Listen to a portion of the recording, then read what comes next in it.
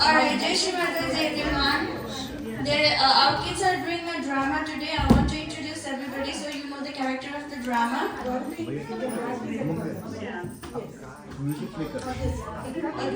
So,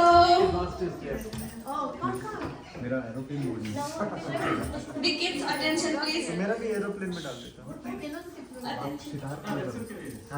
वो करता हूँ ना, बट एरोप्लेन में जा सकते हैं ना। गलती से बच गया। Okay, so for the character of Lakshmi, we have Swarupa, and we have three narrators. They are Shreya, Adya, and Jiya. Adha and Jiya. And our Parvati is Paki. Our Siva is Dhira. And Ganesha is Pratham. Nandi is Arab. Narad Muni is Veer. Vishnu is Neel. Brahma is Dhruva. And Saraswati is Arohi. Let's give a big clap for everybody.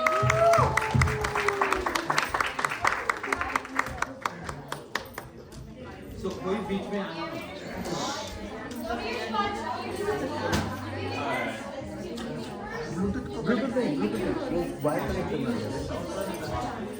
मैं बस पहले इसका आवाज सुन लेता हूँ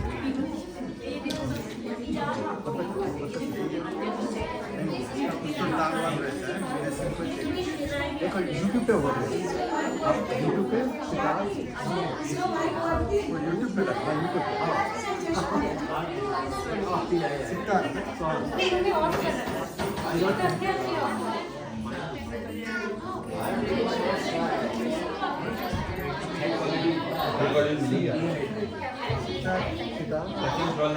अच्छा ये भी है मैं कास्ट में लगा दिया ठीक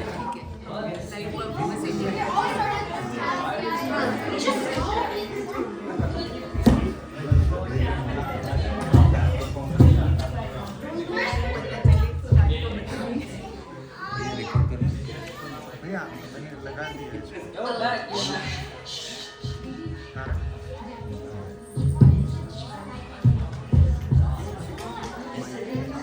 One fine day, as Parvati stood preparing to bathe, she was visited by the wise sage Narad Muni, the divine messenger of the gods. With his insight and wisdom, he often provided counsel to the divine beings.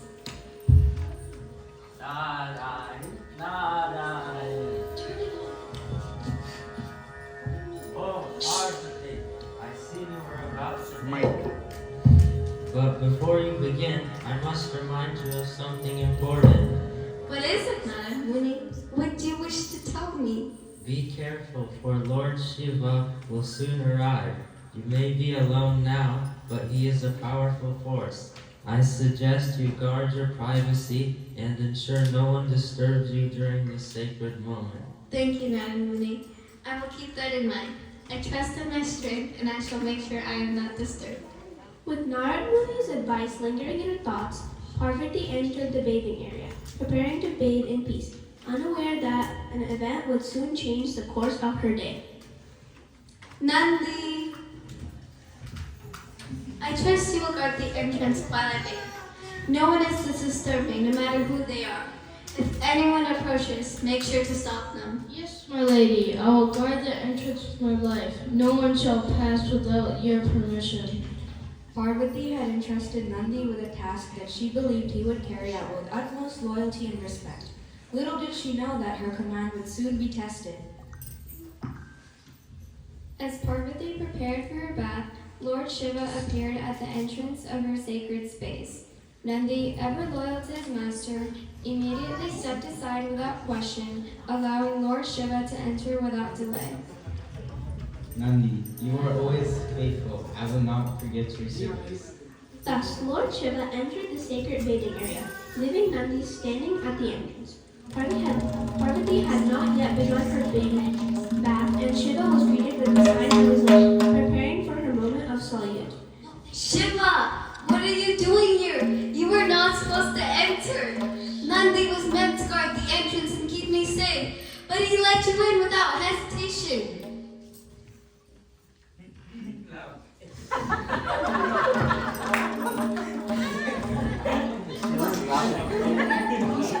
But my beloved, it is I, your husband. How could Nandi refuse my energy? It is not about who you are, Shiva. It's about respect. I trusted Nandi to guard my space, and he failed me. He allowed you to enter without even thinking about my wishes. Parvati's anger swelled. Though she loved Shiva deeply, she could not tolerate being disrespected in this way. She turned away from him in frustration.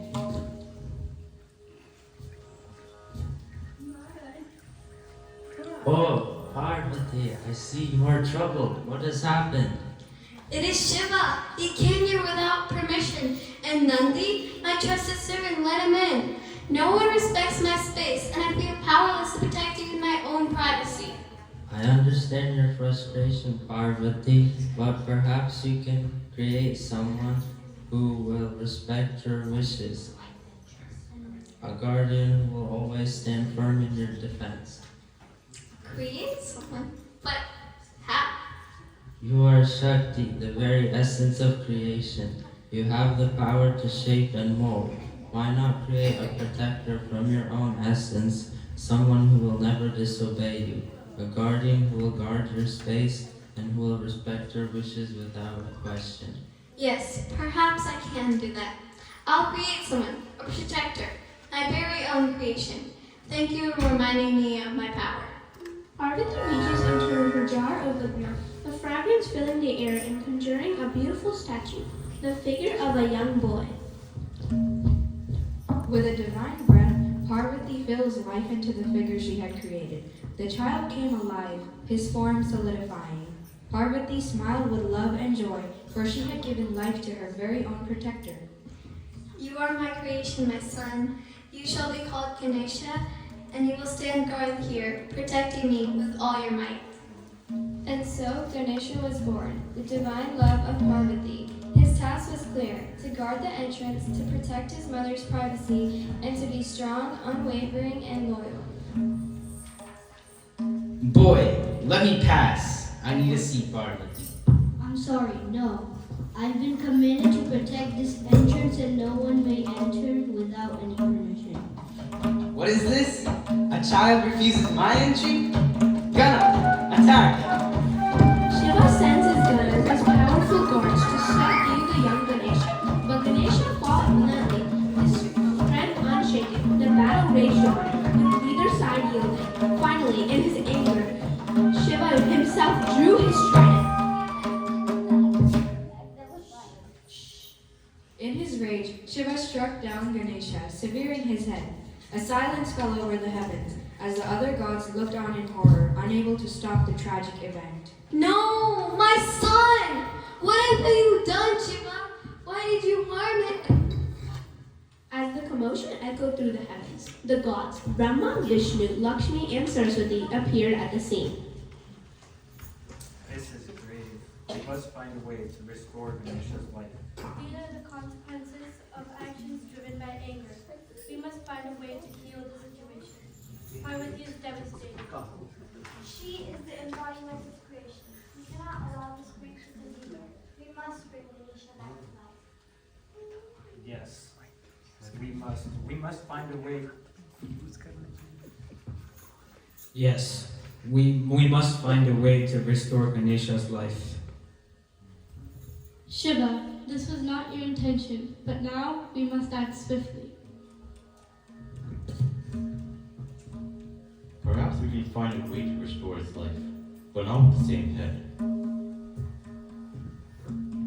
Indeed, anything killed by my trident cannot live again with the same head, but the gods will find a way, I trust.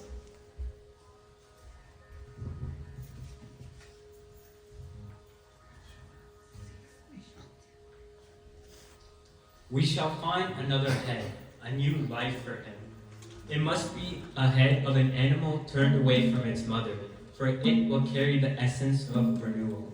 Shiva sends his Ganas to find an animal with such a head. They return with the head of an elephant. The Ganas returned with the head of an elephant, as it was the only animal that met the criteria. They presented the head to Shiva, who reluctantly placed it on Ganesha's body. My son, you are alive! But will the world accept you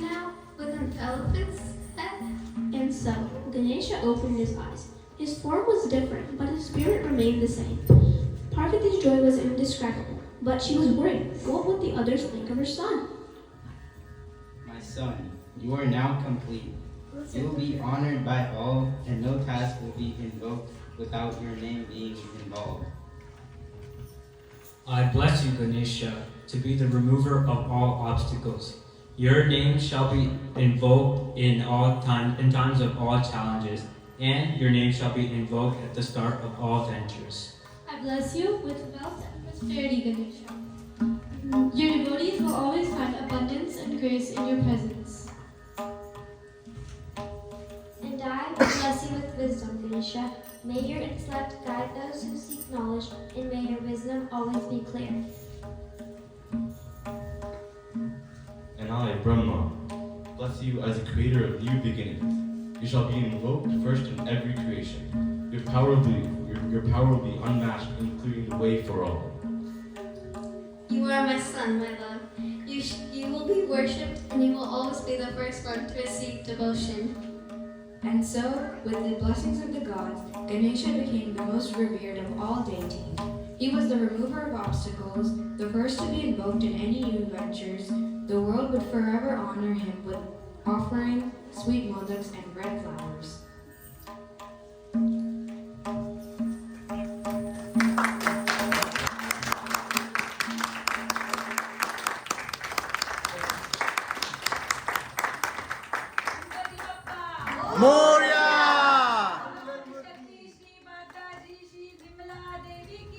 Jai! Go down, everyone.